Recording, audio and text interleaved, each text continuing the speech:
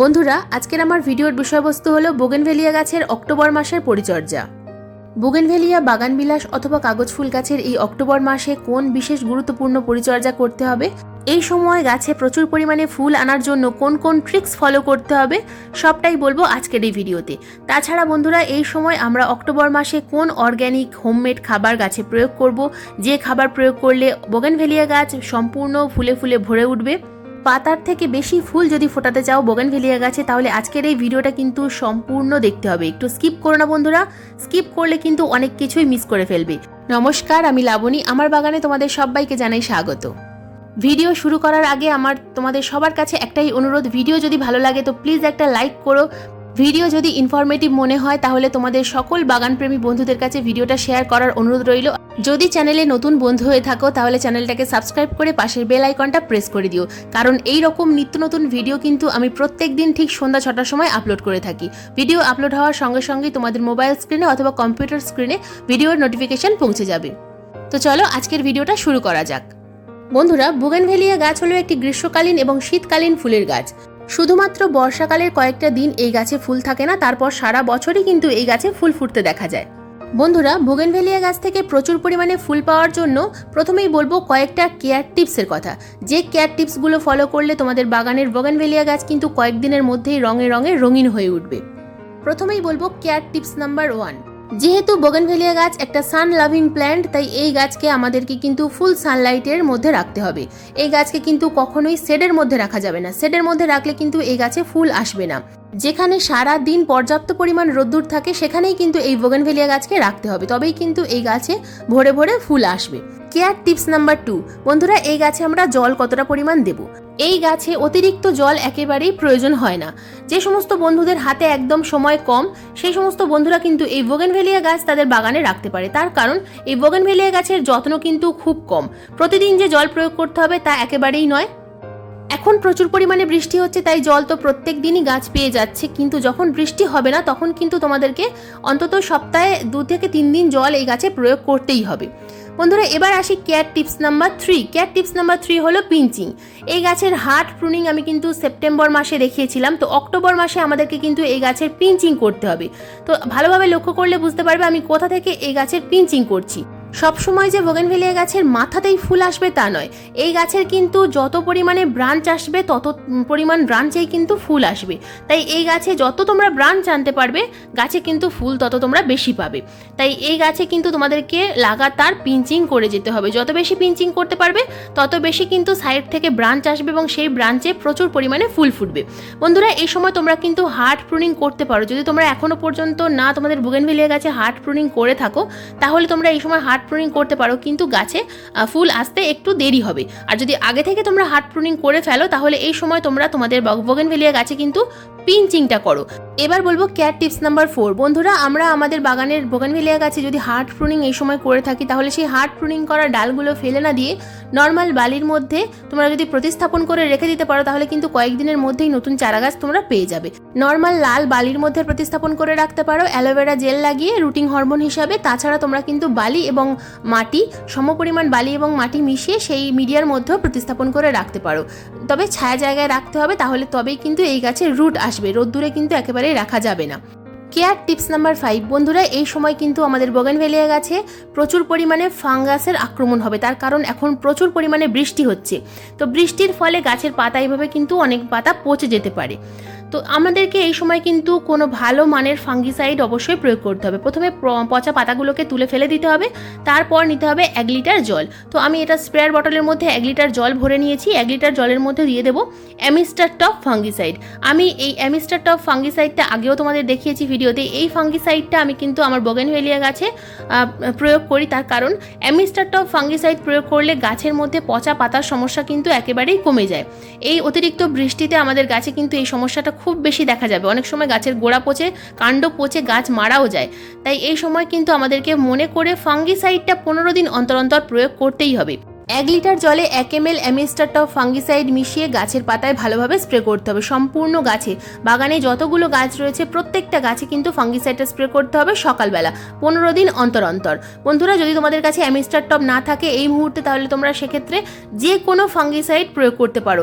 আরও ভালো হয় যদি কোনো কপার অক্সিক্লোরাইডযুক্ত ফাঙ্গিসাইড গাছে স্প্রে করতে পারো, তাহলেও খুব ভালো রেজাল্ট কিন্তু দেখতে পাবে। তো গাছে খাবার দেওয়ার সঙ্গে কিন্তু এই কাজগুলো আমাদেরকে অবশ্যই করতে হবে, তবেই কিন্তু আমাদের বাগানের গাছ ভালো থাকবে, সুস্থ থাকবে। গাছ সুস্থ থাকলে তবেই কিন্তু গাছে পর্যাপ্ত পরিমাণে ফুল আসবে। এবার বলবো কেয়ার টিপস নাম্বার 6। বন্ধুরা, এই সময় আমাদের বাগানের গাছের মধ্যে যে সমস্ত বড় বড় পাতা রয়েছে, সেই বড় বড় পাতাগুলোকে আমরা যদি হাতের সাহায্যে এভাবে ছিঁড়ে দিতে পারি, তাহলে কিন্তু তোমরা দেখতে পাবে গাছে খাবার প্রয়োগ করার কিছুদিনের মধ্যেই গাছের মধ্যে কিন্তু নতুন নতুন কুঁড়ি চলে আসবে। গাছ কিন্তু রঙে রঙে রঙিন হয়ে উঠবে। তার কারণ অতিরিক্ত মাত্রায় বড় বড় পাতা থাকলে অনেক সময় গাছে ফুল আসতে চায় না। তো এই কাজটা কিন্তু অবশ্যই করতে হবে। এটা একটা ট্রিক্স বন্ধুরা, এই ট্রিক্সটা তোমরা ফলো করে দেখতে পারো। যদি তোমাদের বাগানের গাছে ফুল না আসে, তাহলে তোমরা এই ট্রিক্সটা কিন্তু অবশ্যই ফলো করতে পারো। গাছের বড় বড় পাতাগুলো তুলে ফেলে দিতে পারো। বন্ধুরা, এবার বলবো গাছে কি খাবার আমরা অক্টোবর মাসে প্রয়োগ করব। তো গাছে খাবার প্রয়োগ করার আগে একটা ট্রিক্স তোমাদের বলে দিই। বৃষ্টি হয়ে যাওয়ার পর তোমরা কিন্তু গাছের গোড়াটা ভালোভাবে খুশে দেবে। রোদ্দুর যখনই উঠবে, তোমরা যদি গাছের গোড়াটা হালকা করে নিড়ানির সাহায্যে খুশে দিতে পারো, তো কয়েকদিনের মধ্যেই তোমরা লক্ষ্য করবে যে টবের মাটিটা কিন্তু শুকিয়ে যাবে। আর টবের মাটিটা শুকিয়ে যাওয়ার সঙ্গে সঙ্গেই কিন্তু তোমরা গাছে খাবার প্রয়োগ করতে পারবে, কারণ ভেজা মাটিতে কিন্তু গাছে খাবার প্রয়োগ করা যাবে না। টবের নিচের দিকের মাটি যদি শুকিয়ে না যায়, ভেজা ভেজা থাকে, তাহলেও হবে, কিন্তু ওপরের দিকের মাটি যেন টপ সয়েলটা শুকিয়ে যায়, তবেই কিন্তু গাছে আমরা খাবার প্রয়োগ করতে পারবো। বন্ধুরা, এই যে টবটা দেখতে পাচ্ছ বোগেনভেলিয়ার, এটা হলো 10 ইঞ্চি একটা টব। এই টবের মাটিটা আমি 2 দিন আগে খুশে দিয়েছিলাম। তো খুশে দেওয়ার ফলে টবের মাটিটা কিন্তু অনেকটাই শুকিয়ে গেছে। তো এই টবেই আমি আজকের খাবারটা প্রয়োগ করব। কোন অর্গ্যানিক খাবার আমরা প্রয়োগ করতে পারবো সেটাই দেখাবো। তো এখানে দেখছো অনেকগুলো খাবার রয়েছে। তো এখানে কোন কোন খাবার আমি নিয়েছি সেটা তোমাদের দেখিয়ে দেবো। এই সময় কিন্তু আমাদেরকে বিভিন্ন ধরনের খাবার প্রয়োগ করতে হবে। তাদের মধ্যে প্রথমেই রাখবো আমি কম্পোস্ট। আমি এখানে নিয়েছি 1 বছরের পুরনো গোবর সার 1 মুঠো পরিমাণ। একটা 10 ইঞ্চি টবের জন্য 1 মুঠো পরিমাণ খাবার নেব। যদি তোমাদের গাছে তোমরা এই সময় হার্ড প্রুনিং করো, তাহলে কম্পোস্টের পরিমাণটা একটু বাড়িয়ে দিতে হবে। এই সঙ্গে যদি তোমরা ব্লাড মিল অথবা লেদার মিল মিশিয়ে দিতে পারো, তাহলে আরও ভালো হবে। কিন্তু আমার গাছে যেহেতু ফুল আসতে শুরু হয়ে গেছে, সেই কারণে আমি কম্পোস্টের পরিমাণটা একটু কম রেখেছি, অর্থাৎ নাইট্রোজেনের পরিমাণটা একটু কম রেখেছি। তো এরপর নিয়েছি আমি 1 চামচ পরিমাণ ডিএপি। এটা বায়ো ডিএপি নিয়েছি বন্ধুরা।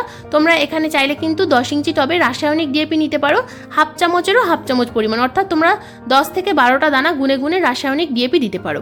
এরপর নিয়েছি আমি এখানে কলার খোসার গুঁড়ো। কলার খোসা আমি ভালোভাবে রোদ্দুরে শুকনো করে নিয়ে গুঁড়ো করে স্টোর করে রেখে দিই, তো সেটাই আমি গাছে প্রয়োগ করি।